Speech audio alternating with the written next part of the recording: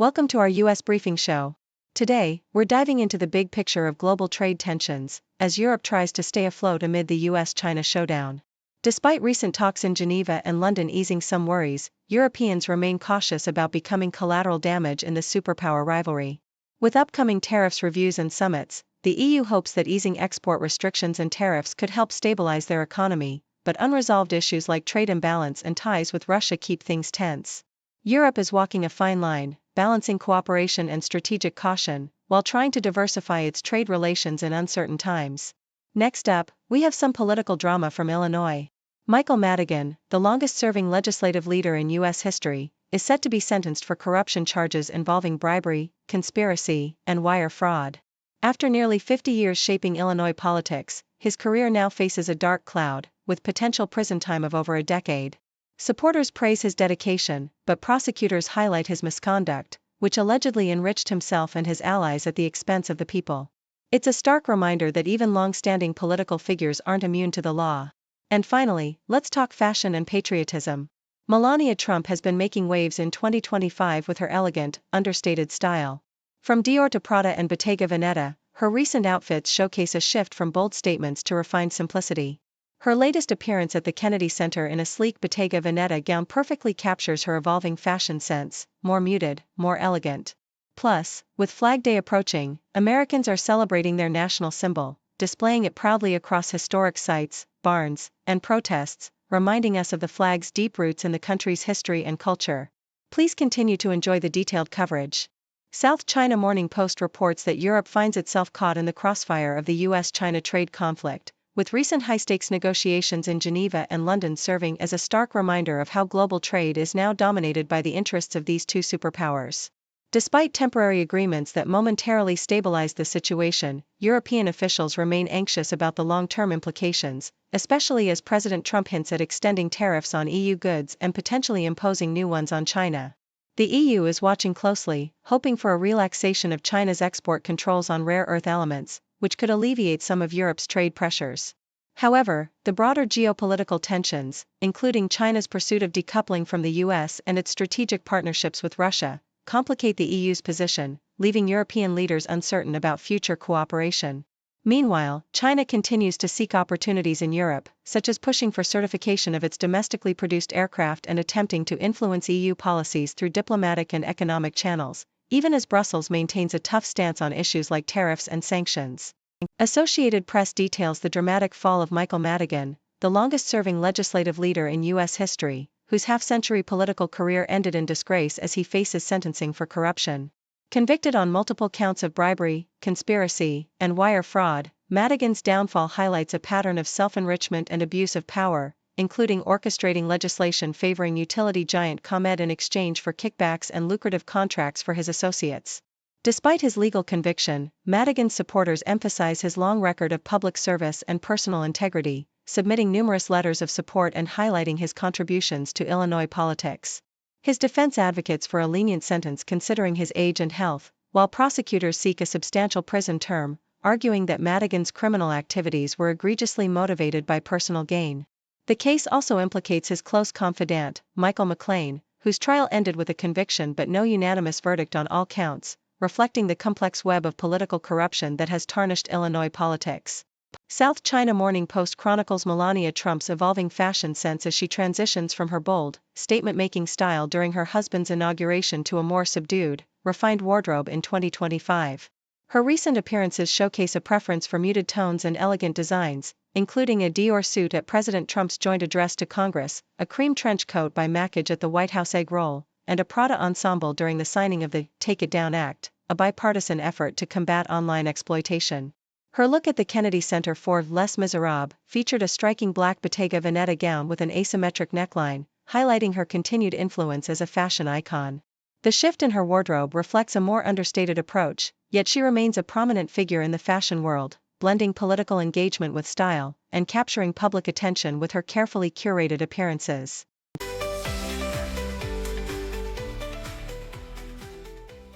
The Associated Press highlights the enduring symbolism and patriotic significance of the American flag, which has been ingrained in the national consciousness for over 75 years since Flag Day was codified into law in 1949.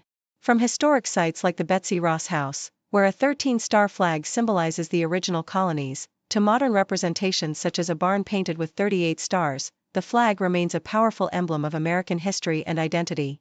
Today, the stars and stripes are seen in various forms, draped over protesters, painted on barns, or incorporated into fashion, reflecting the diverse ways Americans honor their national symbol and its deep roots in the Civil War era, where flag bearers were esteemed as heroes. Australian Broadcasting Corporation reports a sharp decline in the Australian dollar following Israel's air strikes on Iran, which shook global markets. The currency plummeted by 1% against the US dollar within hours, illustrating its role as a barometer of international instability. This market turbulence was compounded by rising oil prices and a surge in U.S. Treasury bonds, signaling a risk-off environment where investors flee from riskier assets to safe havens like the Japanese yen and Swiss franc. The escalation in Middle East tensions unsettled investor confidence, prompting a sell-off in equities across Asia and Australia, while energy and gold stocks rallied amid the uncertainty. The broader geopolitical turmoil and concerns over U.S. economic policies, including trade negotiations and interest rate expectations, intensified the market's volatility. The Associated Press covers the heated NYC mayoral debate, where Zoran Mamdani has surged as a prominent progressive contender, challenging the long-established frontrunner, former Governor Andrew Cuomo. Mamdani, a 33-year-old Democratic socialist, faced sharp attacks from opponents emphasizing his limited legislative experience and questioning his ability to implement his ambitious policies. Cuomo, embroiled in scandals and seeking a political comeback, attacked Mamdani's inexperience and contrasted his own extensive record with the newcomer's fresh, populist platform focused on lowering living costs and taxing the wealthy. Mamdani responded fiercely, criticizing Cuomo's scandals and asserting his own qualifications based on his focus on affordability, rallying support from progressives and earning endorsements from figures like Alexandria Ocasio-Cortez. The debate underscored a contest defined by contrasting visions of leadership, experience, and reform, with the primary election looming on June 24.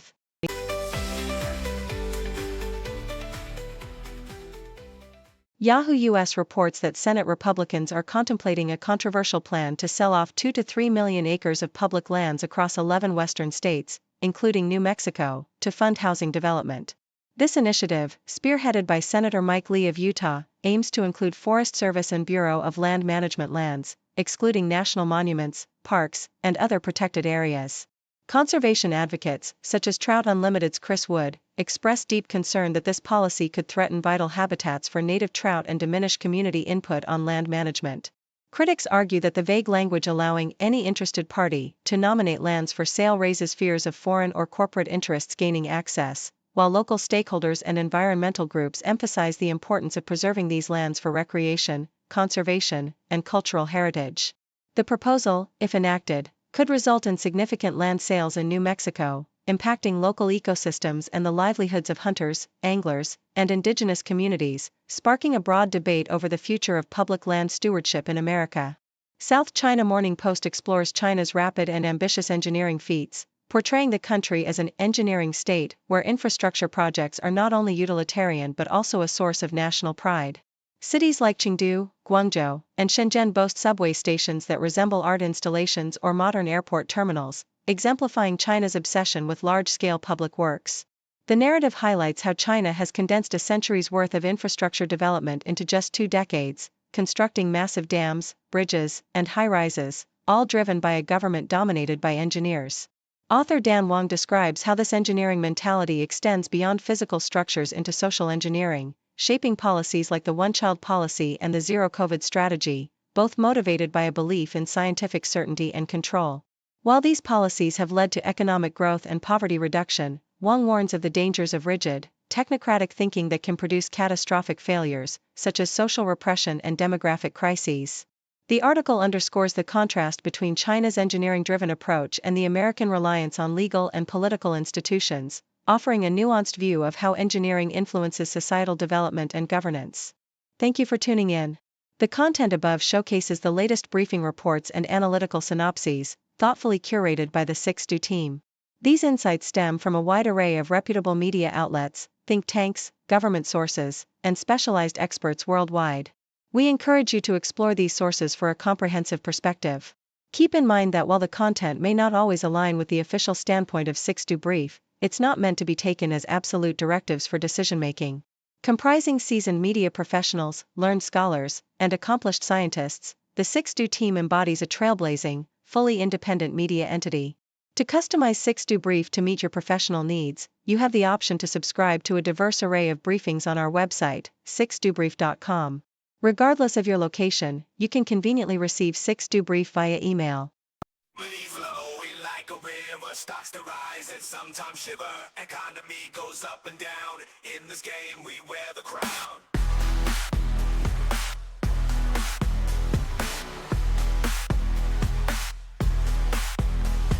Startups popping like the news. Crypto fashion headline views. Diversify